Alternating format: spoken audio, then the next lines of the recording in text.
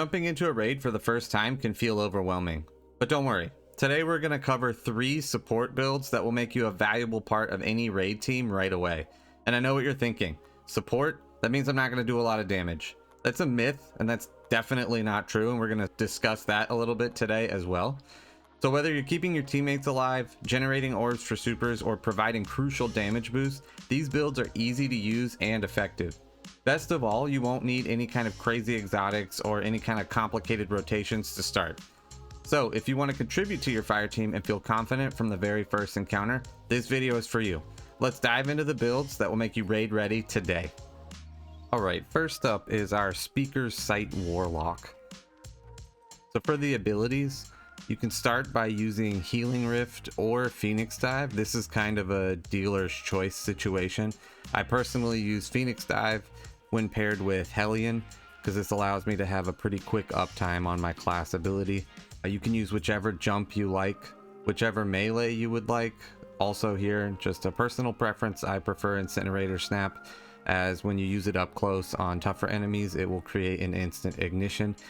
The only ability here that's a definite you have to have is the Healing Grenade. This is a must for this particular build, as if you're using the exotic Speaker Sight, which we'll reference here in just a little bit, this grenade is the only one that works with it. As far as aspects go, Hellion and Icarus Dash can be a swap spot here for the first slot. Icarus Dash is really great for movement, whereas Hellion is great for added damage and scorching targets. The only required aspect here is Touch of Flame, as this boosts your healing grenade to give you restoration ×2, which increases your personal survivability. As far as fragments go, Ember of Benevolence is the absolute only must-have. This is a huge, whopping 400% ability regen for yourself. And the way you kick this off is by either applying Cure, Restoration, or Radiant to one of your teammates.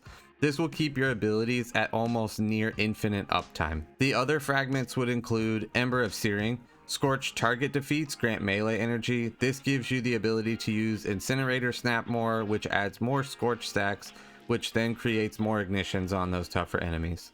Followed by Ember of Singeing. Scorched targets give you more class ability energy. This is pretty straightforward and boring, but class ability helps you proc Hellion more or put down a Healing Rift or whatever you'd like to use. And then finally, the final slot is a real flex spot. You can put whatever you want here, but I use Ember of Solace. This increases the Radiant and Restoration timer for yourself. Some other notable entries that could go here are Ember of Eruption for larger ignition areas, Ember of Blistering for more grenade energy after ignition kills, and Ember of Torches to give Radiant to you and your teammates each time you use your powered melee.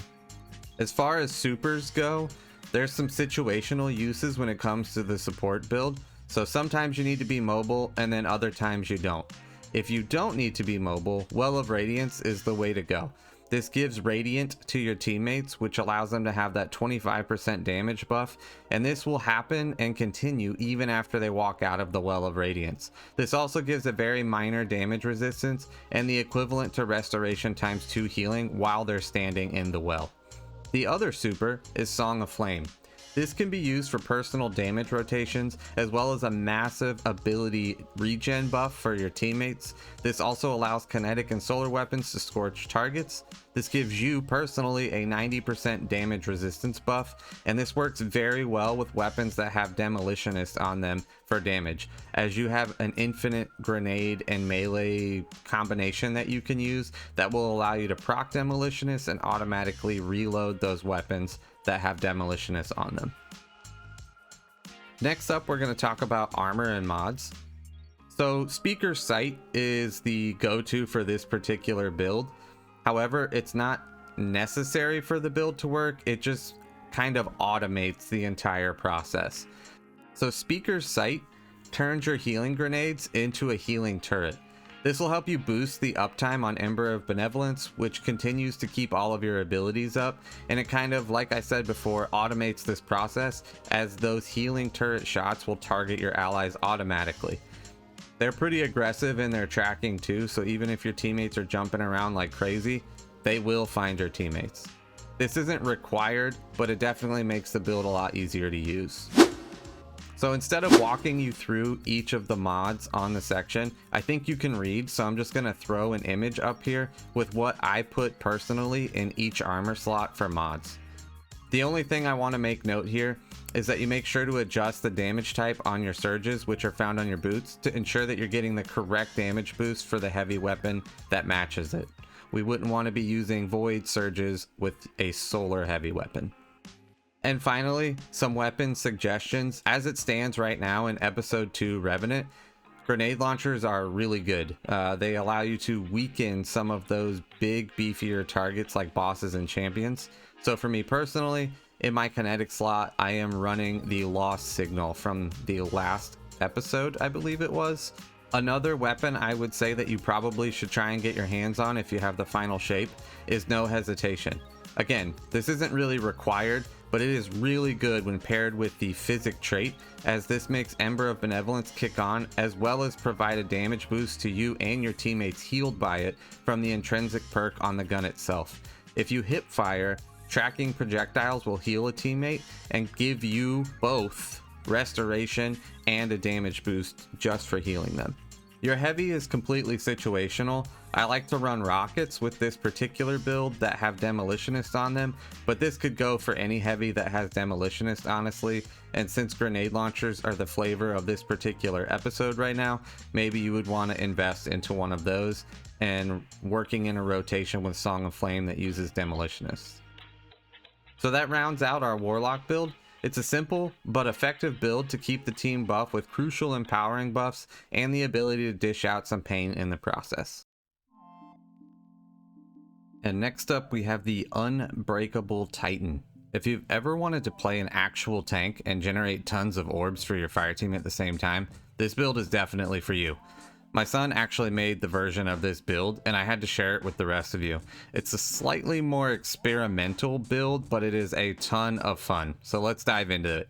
So let's talk about your super choices really quick.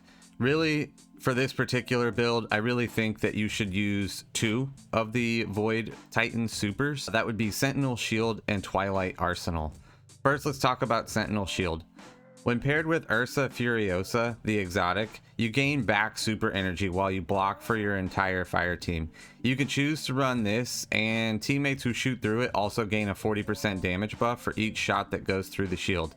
Additionally, for all the damage that you block, you're gaining super energy back, extending its duration. This is a great defensive option, but for some people, not being able to do damage while you do it is a huge drawback. The other option you could use is Twilight Arsenal. This came with the final shape. This is the obvious damage option that adds weaken with each explosion from the axes thrown and does quite a bit of damage as well as a quick one-off super. Next, let's talk about abilities. You can use either barricade. Again, these are kind of situational for whether you need to block damage or you'd like a faster reload time for you and your fire team behind the barricade. But either of these now taunt enemies into attacking you and the barricade, which is nice. You can use whichever jump you would like. You can also choose whichever melee you would like. I personally prefer shield throw for the extra overshield as it ricochets off of enemies. Your grenade choice also really doesn't matter. I would just pick the one that has the fastest cooldown, as you're not really throwing the grenade, but we're going to use it for Unbreakable. So we want as much uptime on the grenade as possible. Next up is aspects. Unbreakable is a must here, obviously, as we're playing the Unbreakable Titan. Unbreakable now, when you take your grenade and you hold down the grenade button, this grants you a barrier that causes targets to focus you. When we pair this with the exotic choice that we have of Ursa Furiosa, this generates an insane amount of orbs, as you can see in the footage here. Damage you receive while you're blocking with Unbreakable gives you grenade energy back, basically keeping it topped off to whole as long as you're taking damage. And then if you want to save that grenade and maybe chuck it after if the enemies still aren't dead, you can sprint cancel and this will retain the energy that you gain, or let go of the grenade button and it will expel the damage, or at least a portion of it, that you took back out at your enemies. As far as the other aspect goes, I choose Bastion, as this gives me an overshield when I'm behind either of my barricades, or you could go Controlled Demolitionist for a more offensive option for explosions on ability kills. This includes the expulsion that comes out of Unbreakable afterwards. And finally, your fragments. The first fragment I chose was Echo of Instability. This grants you volatile rounds when you kill enemies with a grenade. This pairs really well with a repulsor brace weapon and basically will give you an infinite uptime on an overshield. Echo of Starvation is probably the only one I would say that's a must here for fragments, but this grants Devour kills after picking up a Void Breach or an Orb of Power. Devour grants grenade energy for each kill after you attain it, and it also heals you for a little bit. The final two fragments I chose are pretty boring, but the first one is Echo of Exchange. This grants grenade energy from melee final blows, and then Echo of Provision grants you melee energy from grenade final blows. Again, Unbreakable's Expulsion should proc this and allow you to get some melee energy back as well after you let go of the Unbreakable. Alright, next up is some weapon suggestions. So just like with our Warlock build, my kinetic slot is a flex spot. In episode 2, I'm running Lost Signal as this provides a weaken debuff for me as I shoot targets. In my next slot, I'm running any void weapon with repulsor brace. So we discussed this a little bit earlier, but anytime you have a target that is weakened or has volatile rounds on it or is suppressed, this will allow you to get a full bar of overshield, and overshield is an absolute monster for damage resistance this season. Your heavy is whatever you would like it to be. I would prefer an edge transit here like I have, but if you have one with a decent roll, that's great. If not, it's okay too. I would only go with edge transit or another void weapon here, as you can run your surge mods on your boots to double dip on that option. And finally, let's talk about armor and mods. First, I'd like to discuss the exotic Ursa Furiosa. This generates super energy while blocking with Sentinel Shield, which is a nice perk if you're using Sentinel Shield, but the main reason we chose to run this exotic is because when you block with Unbreakable, this also generates orbs of power while using it. This is the main reason I chose to use this exotic as opposed to anything else. You can take this for what it is and flex out anything you'd like, but the amount of orbs that this makes with Unbreakable is absurd, and it'd be crazy not to run with it. And again, just like with our Warlock build, I won't bore you with walking through each individual mod. Here is the image that you have for each piece of armor, and I'll leave this up here for you. Feel free to pause the video here and take a screenshot or whatever you need. And there's our Unbreakable Titan. My son and I really hope you enjoy our twist on this one, and let's move on to our next build. And finally, a Hunter Tether build. This is certainly not a new build by any stretch, but any raid group would gladly accept a Hunter Tether build. Generating orbs, locking down large areas of ads, and debuffing bosses with one super is a pretty useful class. But if you're new and you don't know how to build into Tether, follow along and let's dive in. Let's start with your super. There's really only two supers that you're going to use on the Void Hunter subclass in a PvE situation, and that's Deadfall Anchor and Mobius Quiver. Deadfall Anchor sits on the ground and tethers enemies together, sharing damage and regenerating a bunch of orbs for you and your fire team. Mobius Quiver, in its base form, you get 2 volleys of 3 void arrows that seek out targets. This is definitely the more damage focused option. It still weakens and suppresses targets, and additionally spawns orbs of power for targets that are tethered, but it's just not as long lasting as Deadfall. Next, let's discuss abilities, aspects, and fragments. So for abilities, either dodge is fine here. Gamblers might be more useful for gaining an extra melee charge back, which will be useful with the aspect we've chosen, or you can use Marksman for reloading during damage phases. You can use whichever jump you'd like, although is there really any other jump other than the triple jump? You really only have one choice for melee here, and then your grenade really doesn't matter all that much. I chose Vortex to lock down enemy spawn points. This just makes it easier to get kills and keep the enemies from attacking me and my fire team. Next, we'll move on to aspects. These are all very interchangeable. The Hunter Tether build is a super versatile build, and the aspects really don't affect the overall build all that much. So I've chosen 2. I went with Trapper's Ambush. This allows me to make my entire fire team and myself invisible on demand by slamming down into the ground. And then the second aspect, I chose Vanishing Step, again, just for an invisibility on demand. It's really nice in scenarios where if you need to res somebody and they're in kind of a dangerous spot where they died, you can sneak up and get the revive super easily and move on and go back to the raiding encounter. And finally, moving on to fragments. Again, these are all very versatile. There's a lot of different ones you could use. First up, I chose Echo of Reprisal. This grants super energy when getting kills while surrounded. This is really great if you're using a primary that's up close and personal, like a submachine gun or the Recluse in that class in particular. This allows you to gain quite a bit of super energy back and be able to tether more. The next one I chose was Echo of Harvest.